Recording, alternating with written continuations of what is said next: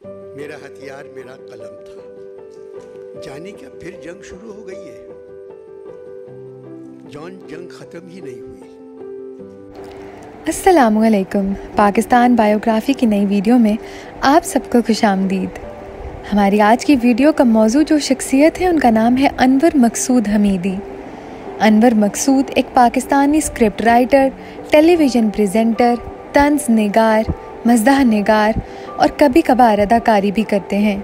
वो 1970 और 1980 की दहाई के आखिर में पीटीवी के लिए अपने ड्रामे लिखने के लिए मशहूर थे। आइए बात करते हैं अनवर मकसूद की इब्तदाई ज़िंदगी के बारे में। अनवर मकसूद 7 सितंबर 1939 को रियासत हैदराबाद में पैदा हुए। उन्होंने औरंगाबाद के गुलबर्गा ट्रस्ट स्कूल से तालीम हासिल की। इनका बड़ा ख़ानदान 1947 में क़याम पाकिस्तान के बाद 1948 में कराची मुंतकिल हो गया। इनके बचपन के साल PIB कॉलोनी कराची में अपने बहन भाइयों और ख़ानदान के साथ गुजरे। मकसूद का ताल्लुक़ पाकिस्तान के एक मुमताज़ घराने से है और इनके कुछ बहन भाई अपने तौर पर मारूफ हैं। इनकी बहन फातिमा सुरैया बजिया पाकिस्तान और जनूबी एशिया की एक मारूफ मुसन्नफ़ा थीं, जिनकी शादी जल्द तलाक पर ख़त्म हो गई थी।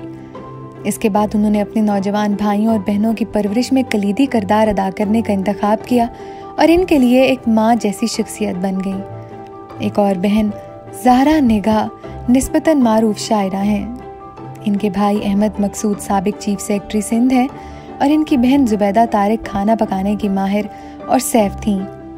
इनकी अहलिया इमराना मकसूद एक मशहूर नावल निगार हैं और इनके बेटे बिलाल मकसूद एक रॉक आर्टिस्ट, लीड गिटारिस्ट और साबिक रॉक बैंड स्ट्रिंग्स के गुलकार थे।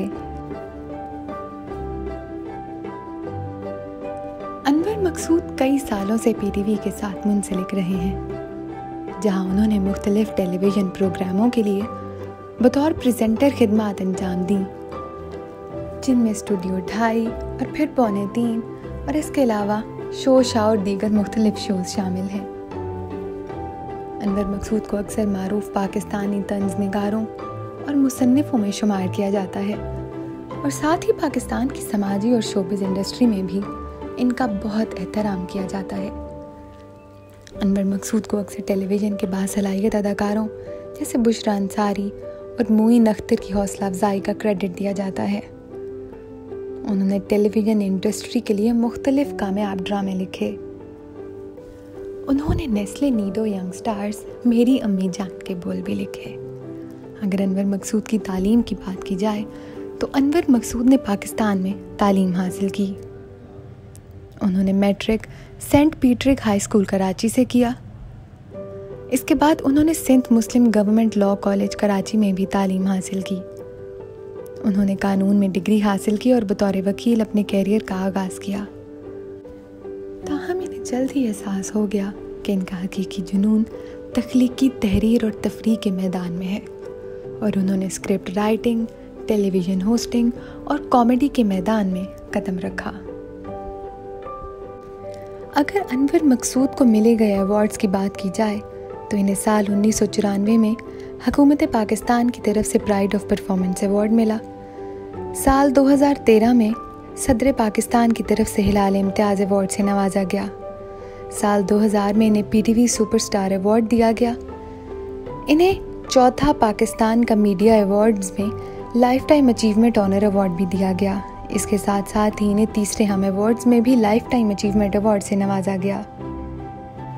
एक लाइव के दौरान अनवर मकसूद से सवाल किया गया कि अब वो टीवी ड्रामों के लिए क्यों नहीं लिखते।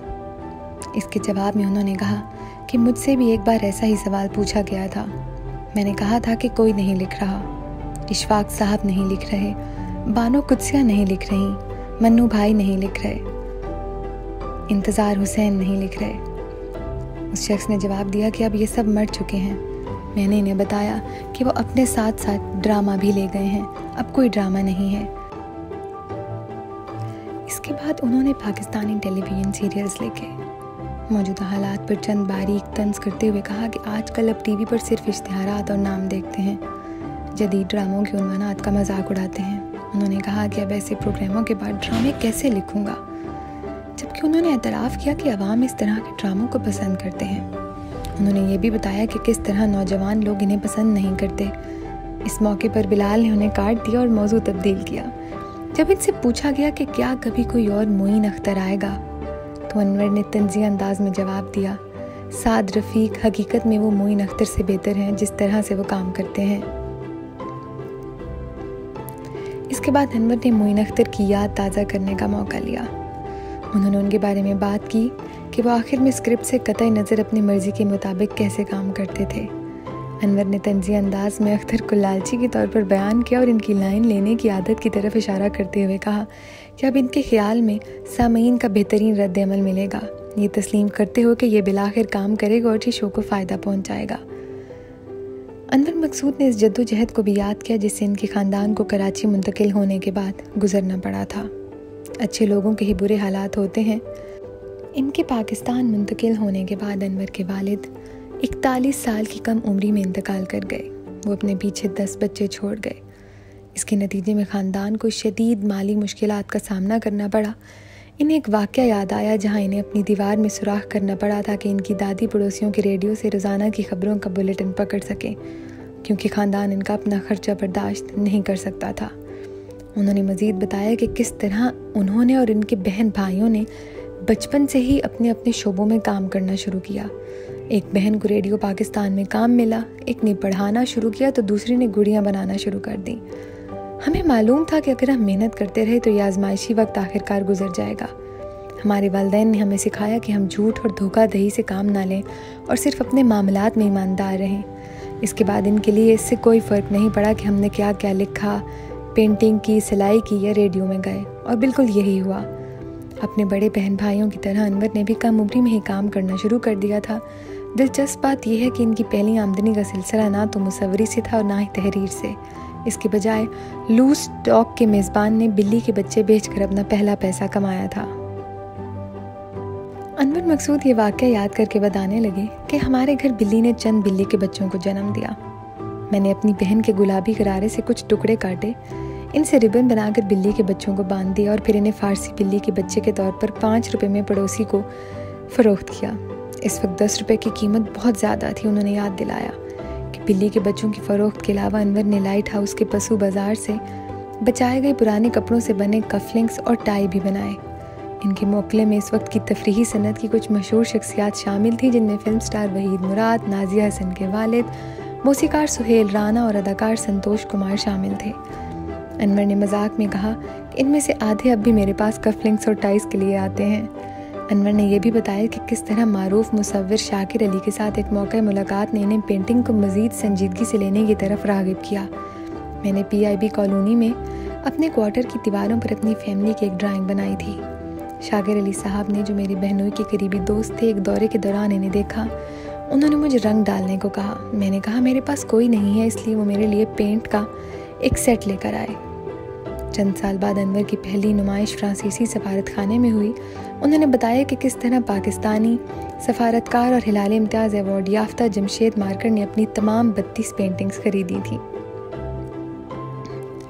अनवर मकसूद का फ़नी सफ़र अभी भी पाकिस्तान में जारी और सारी है। हम उम्मीद करते हैं कि हमारे मुल्क में अनवर मकसूद जैसे लिखारियों की मज़ीद इज़्ज़त की जाए, उन्हें सराहा जाए और इनके काम को इज़्ज़त दी जाए। तो नाज़रीन, ये थी अनवर मकसूद के बारे में मुकम्मल मालूमात। हम उम्मीद करते हैं कि हमारी बाकी वीडियोस की तरह आपको ये वीडियो भी पसंद आई होगी। अगर आपको हमारी वीडियो अच्छी लगी है तो इसे लाइक और शेयर करना मत भूलें। अपना फ़ीडबैक हमें कमेंट्स के ज़रिए ज़रूर बताएं और साथ ही साथ हमारे चैनल पाकिस्तान बायोग्राफ़ी को सब्सक्राइब भी कर दें। बहुत शुक्रिया।